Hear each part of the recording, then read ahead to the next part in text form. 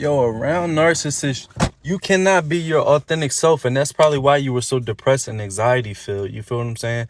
That's one thing I had to realize when I had to, take a step back and really observe what I was dealing with, because I was wondering why when I got away from my family and my mom particularly, I was wondering why I was so depressed. And then once I went away and started changing the way I was thinking a little bit, that cloud or that big depression ball that was in my head went away.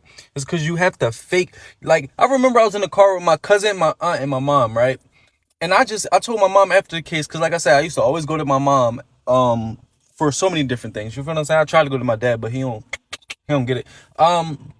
So neither did she. She was just gaslighting me. But I would go to my mom and I would be like, yeah, I got some anxiety, X, Y, and Z. She would be like, see, that's why I told you gotta blah, blah, blah, blah. But I just realized none of the stuff she was saying was actually accurate. She was gaslighting me the whole time.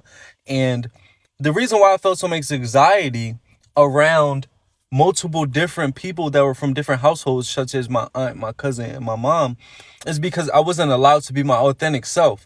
And within my narcissistic family, although from the outside we seemed perfect to people, which it was so much physical abuse, mental abuse, gaslighting, all of that type of stuff. Like, it's crazy. Most of my cousins don't even know half of the stuff that was going on in our household because my mom conditioned the house to look perfect, but they don't realize all of the stuff that was going on at all.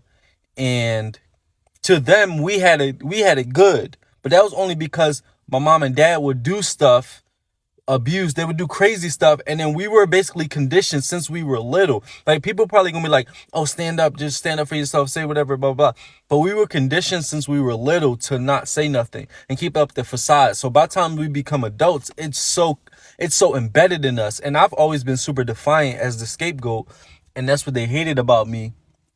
And I don't know. Every scapegoat is different.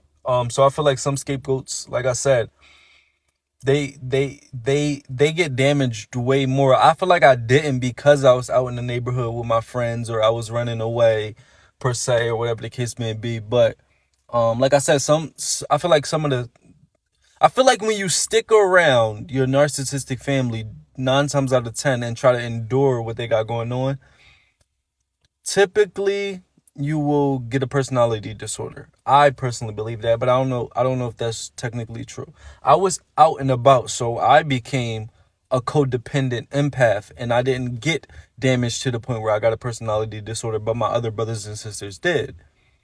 But I was just thinking about that.